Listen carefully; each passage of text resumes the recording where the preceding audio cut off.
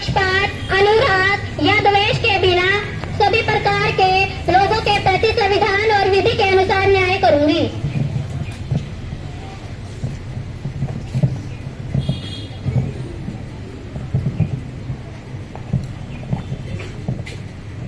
माननीय सदस्यगण, मेरा यह कर्तव्य है कि मैं सदन को गुजरात के पूर्व मुख्यमंत्री श्री विजय रूपाणी व कई अन्य लोगों के निधन की सूचना दूं।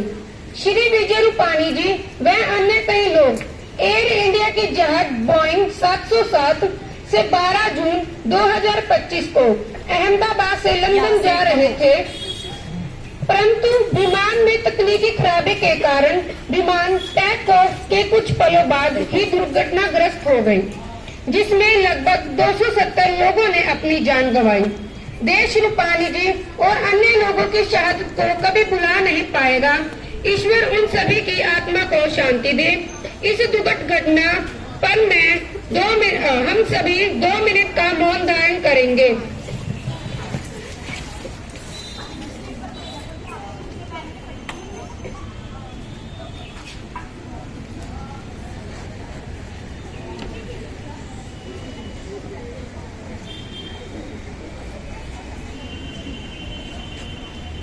बैठ जाइए।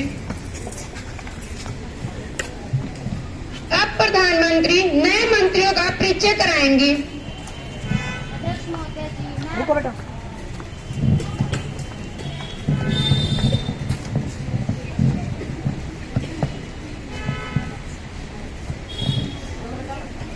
माननीय अध्यक्ष महोदय जी, मैं अपने मंत्रिमंडल में नए मंत्रियों का स्वागत करती हूँ। माननीय गृह मंत्री प्रीति, माननीय वित्त मंत्री कुमारी दिया, माननीय रक्षा मंत्री अस्मित, माननीय विदेश मंत्री पलक, माननीय सूचना एवं प्रसारण मंत्री पायल, माननीय महिला व बाल विकास मंत्री आश्मित, माननीय शिक्षा मंत्री नेहा। धन्यवाद महोदय।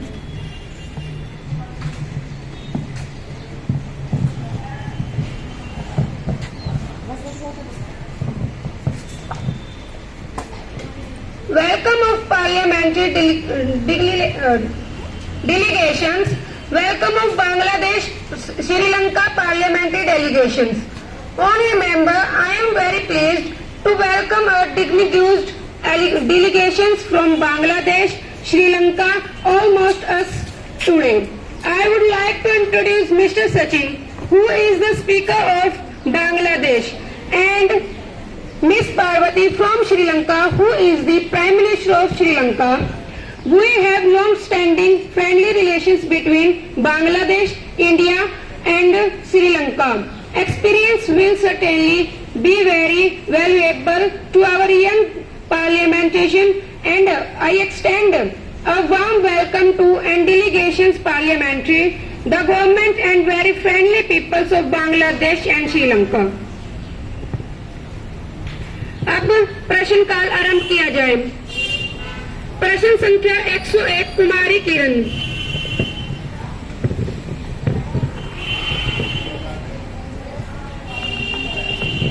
माननीय अध्यक्ष महोदय, मैं आपके माध्यम से शिक्षा मंत्री जी से यह पूछना चाहती हूँ कि उन्होंने शिक्षा के प्रसार के लिए क्या क्या कदम उठाए हैं तथा जो विद्यार्थी किसी शारीरिक बीमारी के कारण स्कूल नहीं आ पाते उनके लिए उनका क्या प्रसार है। एजुकेशन के मामले में अन्य देश टेक्नोलॉजी के साथ बहुत आगे बढ़ चुके हैं, तो हमारे देश के लिए ऐसा क्यों नहीं।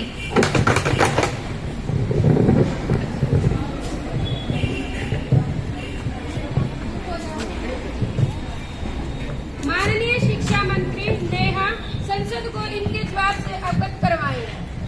माननीय अध्यक्ष महोदय जी, मैं सदन को सूचित कर देना चाहती हूँ कि भारत सरकार ने शिक्षा के स्तर को बढ़ाने के लिए ऑनलाइन शिक्षा जैसी व्यवस्था की है, जिसमें कि विद्यार्थी किसी भी बीमारी या पारिवारिक समस्या के कारण स्कूल नहीं आ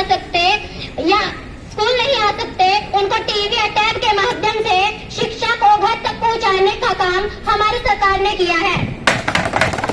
फोटोग्राफी के लो चारों एंगल से। बिल्कुल गलत है, जबकि ग्रामीण क्षेत्रों में इसका उपयोग अच्छी तरीके से नहीं किया जाता। जो गरीब परिवार है वो टैब का यूज कैसे करेंगे? आज के टाइम में तो रिचार्ज भी बहुत महंगा हो गया है। गरीब परिवार इन चीजों का किस तरह इस्तेमाल करेगा? यह व्यर्थ का पदार्थ दिया गया है।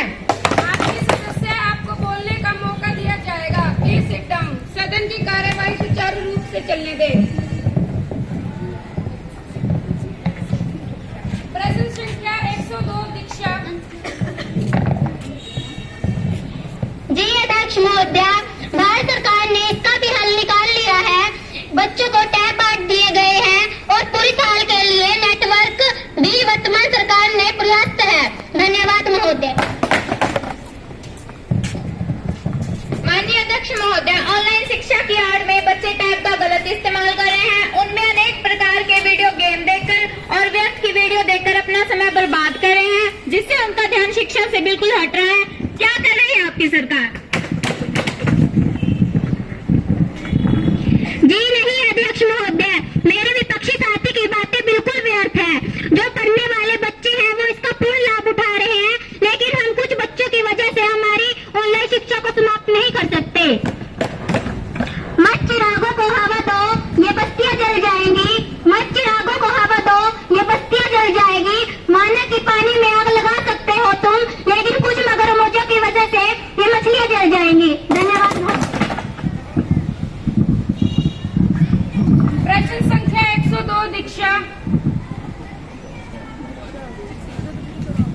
I would like to ask the Finance Minister through Adhyaksh Mohoday.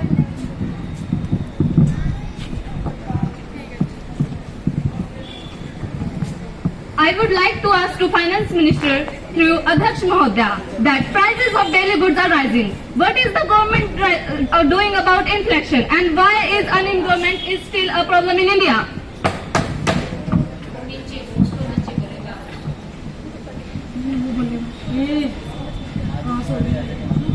माननीय वित्त मंत्री दिया संसद को इसके जवाब से अवगत करवाएं।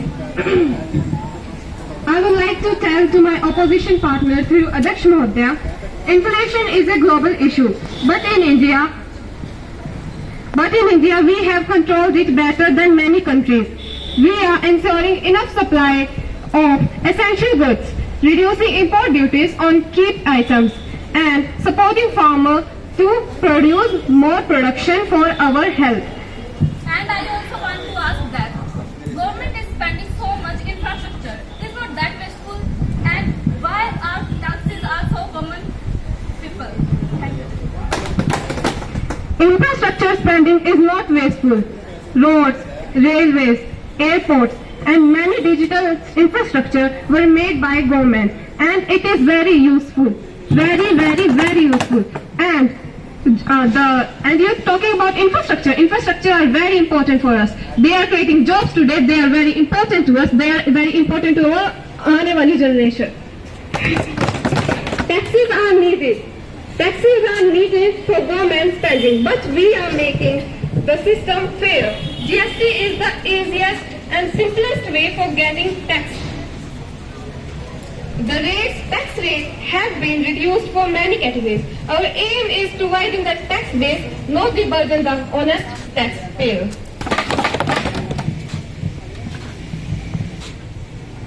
प्रश्न संख्या 103 महक।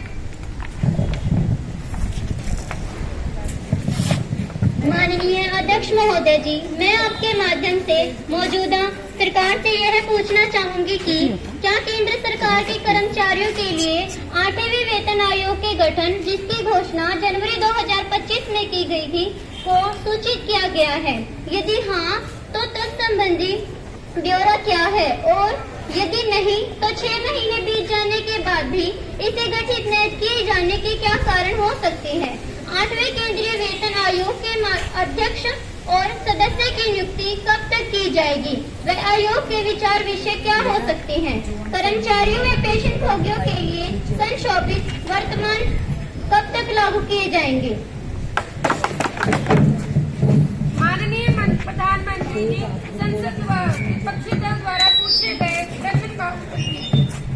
अध्यक्ष महोदय जी, हमारी सरकार ने 8वें वेतन आयोग की घोषणा की थी।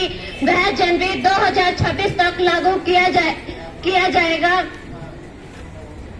इसके लिए हमारी सरकार ने कमेटी बना दी गई है जो दिसंबर 2025 तक अपनी रिपोर्ट देगी। उसके बाद हमारे भारत में पे कमीशन लागू कर दिया जाएगा, जिससे पूरे देश के कर्मचारियों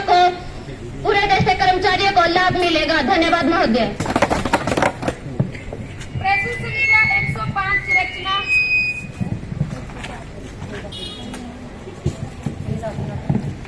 माननीय अध्यक्ष महोदय जी, मैं आपके माध्यम से मौजूदा सरकार से यह पूछना चाहती हूँ कि न मस्जिद की बात हो, न शिवालय की बात, प्रजा बेरोजगार है, पहले निवालों की बात हो, प्रजा बेरोजगार है, पहले निवालों की बात हो।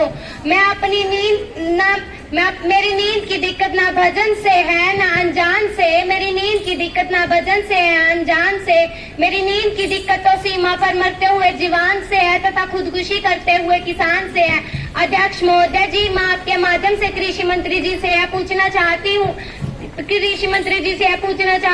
कि आज जो कृषि की खराब दशा होती जा रही है उसके लिए क्या, आज जो कृषि की खराब दशा होती जा रही है उसके लिए क्या कदम उठाए जा रहे हैं। आज किसान बाढ़ जैसी महामारी से गुजर रहा है क्योंकि सरकार उचित समय पर कोई प्रावधान नहीं करती है। यदि उचित समय पर नहर और नालियों की सफाई हो जाए तो हम इस समस्या को कम कर सकते हैं, क्योंकि सरकार सही समय पर कोई कदम नहीं उठाती है जिसका भुगतान किसान कर